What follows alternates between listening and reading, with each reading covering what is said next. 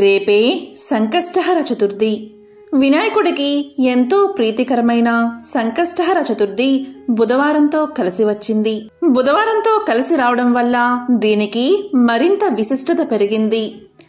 హిందువులు తలపెట్టే పనులు నిర్విఘ్నంగా జరిగేలా చూడమని వినాయకుణ్ణి పూజిస్తాం. అయితే మనుషుల కష్టాల నుంచి గట్టెక్కించడానికి చేసే వ్రతమే సంకష్టహర చతుర్థి వ్రతం. గణేశుడికి అత్యంత ప్రీతిపాత్రమైన తిథి చవితి. ఈ సంకష్టహర చతుర్థి రోజు ఈ చెట్టును తాకితే చాలు తిరుగులేని రాజయోగం పడుతుంది. దరిద్రం తొలగి సకల శుభాలు కలుగుతాయి. విఘ్నాలన్నీ తొలగి ప్రతి పనిలోనూ మీదే విజయం కలుగుతుంది. మరి సంకష్టహర చతుర్థి రోజు ఏ చెట్టును తాకితే రాజయోగం పడుతుందో ఇప్పుడు ఈ వీడియోలో తెలుసుకుందాం. ముందుగా వినాయకుడికి సంబంధించిన ఒక విశిష్టమైన కథను ఇప్పుడు విందాం. గోకర్ణానికి సంబంధించిన కథను ఇప్పుడు తెలుసుకుందాం. బ్రహ్మ మానస పుత్రులలో పులస్త్యుడు ఒకడు. ఇతని భార్య కైకసి. ఈమె శివభక్తురాలు. త్రికరణ శుద్ధిగా సర్వకాలాల్లో శివుణ్ణి పూజిస్తూ ధ్యానిస్తూ ఉండేది. ఒకరోజు ఆమె యథావిధిగా పూజకు ఉద్యుక్తురాలయ్యింది. అయితే ఆమె పూజ చేసే శివలింగం కనిపించలేదు. ఏం చెయ్యాలో తోచక వ్రతభంగం కావడం ఇష్టం లేక అప్పటికప్పుడు మట్టితో చేసిన శివలింగాన్ని చేసి దాన్ని పూజించింది. ఈమె పుత్రుడే రావణాసురుడు. ఇతను కూడా మహాశివభక్తుడు. ఈ విషయం తెలిసిన రావణుడు మట్టితో పూజించిన శివలింగాన్ని పూజించినందుకు మండిపడ్డాడు. కైలాస ప్రాప్తి కోసమే శివుణ్ణి పూజిస్తున్నాను అని తల్లి చెప్పిన సమాధానంతో రావణుడి కోపం మరింతగా పెరిగింది. ఆ కైలాసాన్ని శివుడితో సహా ఇక్కడకు తీసుకువస్తాను అని ప్రతిజ్ఞ చేసి వెంటనే కైలాసం బయలుదేరాడు రావణుడు. కైలాస పర్వతాన్ని తన చేతులతో పట్టుకుని కదిలించాడు. పర్వతాన్ని ఎత్తి తన 10 శిరస్సులపై నిలిపాడు. దాంతో సమస్త ప్రపంచం వణికిపోయింది. దేవగణాలు భయకంపితులయ్యారు. సత్యలోకం వైకుంఠ లోకాలు కూడా తల్లడిల్లిపోయాయి. అప్పుడు పార్వతీదేవి శివుడితో, కైలాస పర్వతం ఇలా ఊగిపోతుందేమిటి? అందరూ ఎంతో భయపడుతున్నారు. మీరు ఏదైనా చేసి ఈ ఆపద నుండి కాపాడండి స్వామి అని వేడుకుంది. అప్పుడు ఈశ్వరుడు ఇదంతా రావణాసుడి పని అని గ్రహించాడు. తన ఎడమ చేతితో పర్వతాన్ని అణిచాడు. దాంతో రావణుడు పర్వతానికి భూమికి మధ్య ఇరుక్కుపోయాడు. అప్పుడు రావణాసురుడు శివుడిని పరిపరి విధాలా ప్రార్థించాడు. కాపాడమని వేడుకున్నాడు. అప్పుడు శివుడు తన ఎడమ చేతిని వెనక్కి తీసుకున్నాడు. తన భక్తుడైన రావణుణ్ణి అనుగ్రహించాడు. రావణ, నీకు నా ప్రాణలింగమే అంటే ఆత్మలింగమే ఇస్తాను. దీన్ని ప్రతిరోజు 108 సార్లు జపం చేసి రుద్రాభిషేకంతో పూజించు. నీకు శుభం కలుగుతుంది. నీ తల్లి కోరిక కూడా నెరవేరుతుంది. ఈ లింగం ఎవరి దగ్గర ఉంటే వారికి మృత్యువు రాదు. అయితే ఒక షరతు ఉంది. ఈ లింగాన్ని మాత్రం నేల మీద ఉంచకూడదు. ఇది ఎక్కడ పెడితే అక్కడే స్థాపితం అవుతుంది. ఇంకా కదల్చడం ఎవరికీ సాధ్యం కాదు అని చెప్పాడు మహాశివుడు. దాంతో ఉప్పొంగిపోయిన రావణాసురుడు ఆత్మలింగాన్ని తీసుకుని బయలుదేరాడు. ఇదంతా గమనిస్తున్న దేవతలు ఆత్మలింగాన్ని లంకలో ప్రతిష్ఠిస్తే ప్రతికూల చర్యలు జరుగుతాయని భావించి విష్ణువును శరణు వేడారు. అప్పుడు విష్ణువు తన మాయతో సూర్యాస్తమయం అయ్యేటట్లు చేస్తాడు. విష్ణుమూర్తి తన చక్రాయుధాన్ని సూర్యునికి అడ్డంగా పెడతాడు. సాయంత్రం అవుతుంది అనుకున్న రావణాసురుడు సంధ్యావందనాన్ని నిర్వర్తించాలి అనుకుంటాడు. అయితే అతని 2 చేతుల్లో శివుని ఆత్మలింగం ఉంది. ఈ విషయం తెలుసుకున్న నారదుడు వినాయకుని వద్దకు వెళ్లి రావణాసురుడి దగ్గర నుండి ఆత్మలింగం తీసుకుని భూమి మీద పెట్టాలి అని చెబుతాడు. అప్పుడు వినాయకుడు నారదుడు కోరినట్లు రావణాసురుడు సంధ్యావందనం చేసుకునే సమయానికి బ్రాహ్మణ వేషంలో వెళ్తాడు. ఆ బ్రాహ్మణ బాలకుణ్ణి చూసిన వెంటనే రావణాసురుడు ఇలా పలుకుతాడు: బాలక, సంధ్యావందన సమయం అయ్యింది. నేను ఇప్పుడు తప్పనిసరిగా సంధ్యావందనం చేసుకోవాలి. కాబట్టి ఈ లింగాన్ని కింద పెట్టకుండా జాగ్రత్తగా పట్టుకో అని పలుకుతాడు.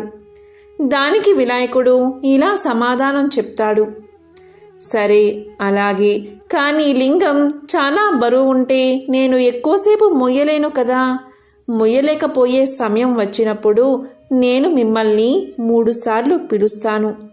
మీరు 3 సార్లు పిలిచినా రాకపోతే ఈ లింగాన్ని భూమిపైన పెట్టేస్తాను అని సమాధానం చెప్తాడు. ఇక వేరే దారిలేని రావణాసురుడు వినాయకుడి నిబంధనకు ఒప్పుకుని సంధ్యావందనం చేసుకోవడానికి వెళ్తాడు. అయితే రావణాసురునికి ఏమాత్రం అవకాశాన్ని ఇవ్వని వినాయకుడు గబగబా 3 సార్లు రావణాసురుణ్ణి పిలిచి ఆత్మలింగాన్ని నేలపై పెట్టేస్తాడు. రావణాసురుడు ఎంతగా పరుగులు పెట్టి వచ్చినప్పటికీ జరగాల్సింది జరిగిపోయింది.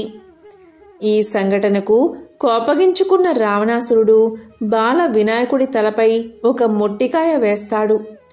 ఫలితంగా గణపతి తలపై నొక్కు ఏర్పడుతుంది. ఆ నొక్కును ఇప్పటికీ ఇక్కడున్న మహాగణపతి ఆలయంలోని గణపతి విగ్రహానికి చూడవచ్చు. ఆ తరువాత రావణాసురుడు ఎంతగా ప్రయత్నించినప్పటికీ ఆత్మలింగాన్ని పైకి లేపలేకపోతాడు. ఆత్మలింగాన్ని తీసుకువచ్చిన పెట్టెను ఉత్తరం వైపు నుంచి లాగుతాడు. అది విసురుగా వెళ్లి దూరంగా పడిపోతుంది. అక్కడ సజ్జేశ్వర లింగం వెలుస్తుంది. పెట్టె మూత పడిన చోట గుణేశ్వర లింగం ఉద్భవిస్తుంది.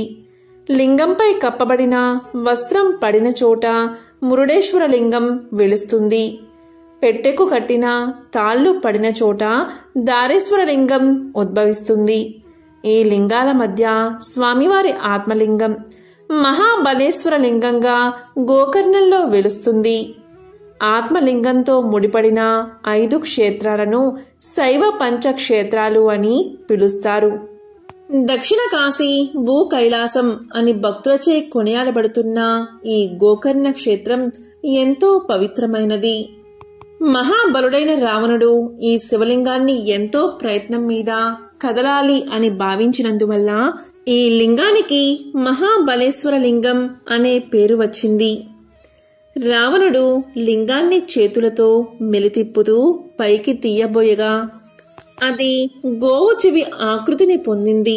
అందుకే ఈ ప్రదేశానికి గోకర్ణం అనే పేరు స్థిరపడింది.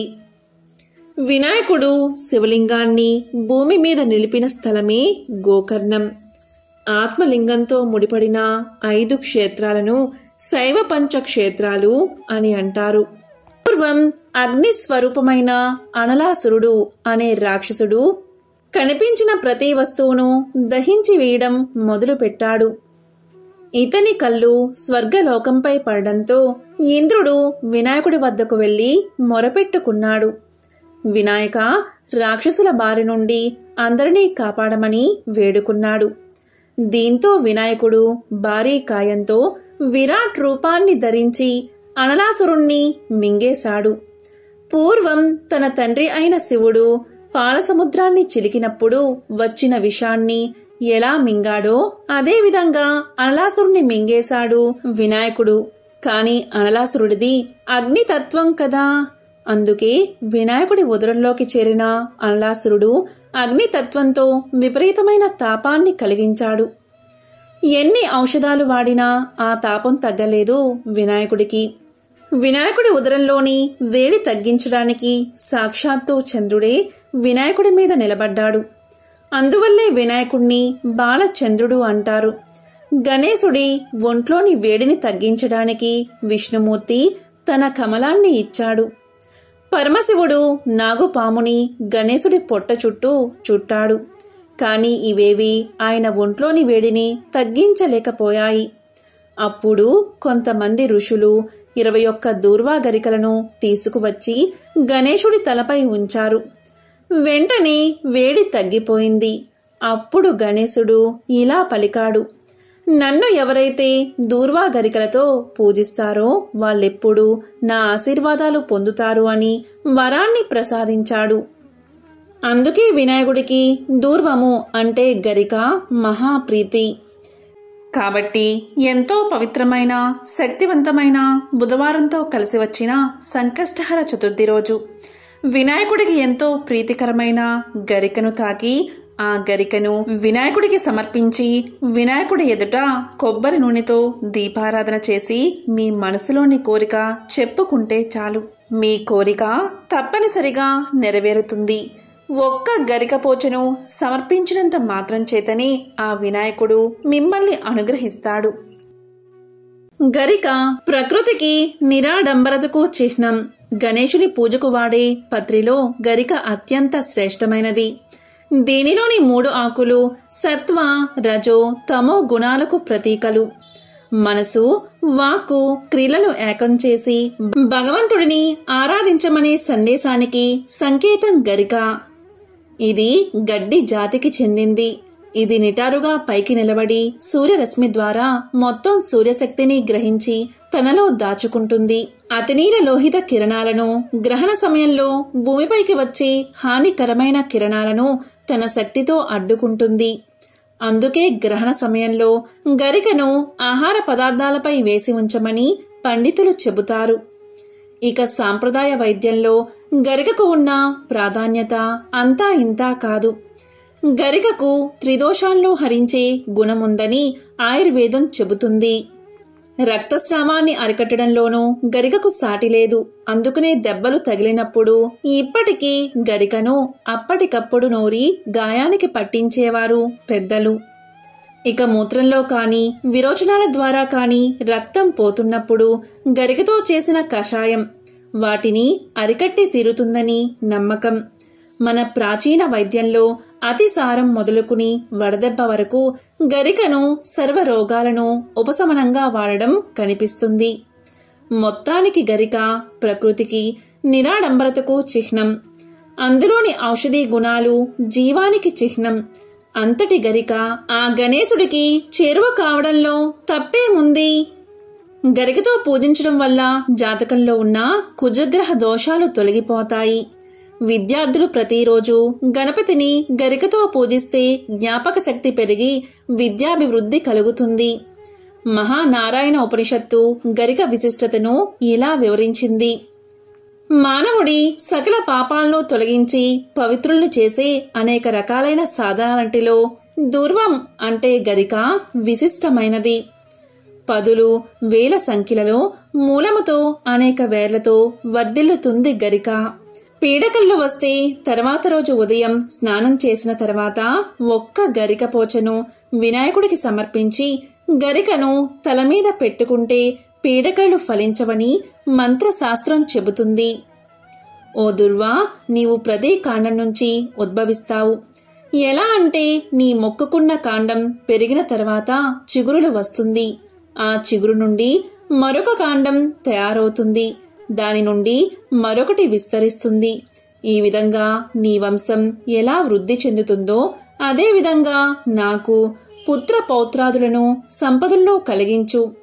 పచ్చని రంగుతో కంటికి ఇంపుగా ప్రకాశిస్తూ భక్తుల చేత స్తుతించబడే నీ వంశాన్ని అనేక శాఖలతో విస్తరించుకుంటూ వృద్ధి పొందుతున్నావు. నీకు అనేక రకాలైన ఉపచారాలను మేము చేస్తాం అని గరికను ప్రార్థించాలి. దుర్వాలు అంటే గణపతికి అత్యంత ప్రీతి. దానితో పూజిస్తే ఆయన త్వరగా ప్రసన్నుడు అవుతాడు. హోమాల్లో ఉపయోగించేందుకు 9 రకాల వస్తువులను విశేషంగా వాడతారు. వాటిలో ఒకటి దూర్వా. రాహుగ్రహ ప్రీతి కొరకు రాహు మంత్రాలతో దుర్వాలను సమర్పిస్తే ఆయన శాంతిస్తాడు. యజ్ఞ యాగాదుల్లో తప్పనిసరిగా దుర్వాను ఉపయోగిస్తారు. దర్బలు సాధారణంగా 10 రకాలు. వాటిలో ఒకటే గరిక.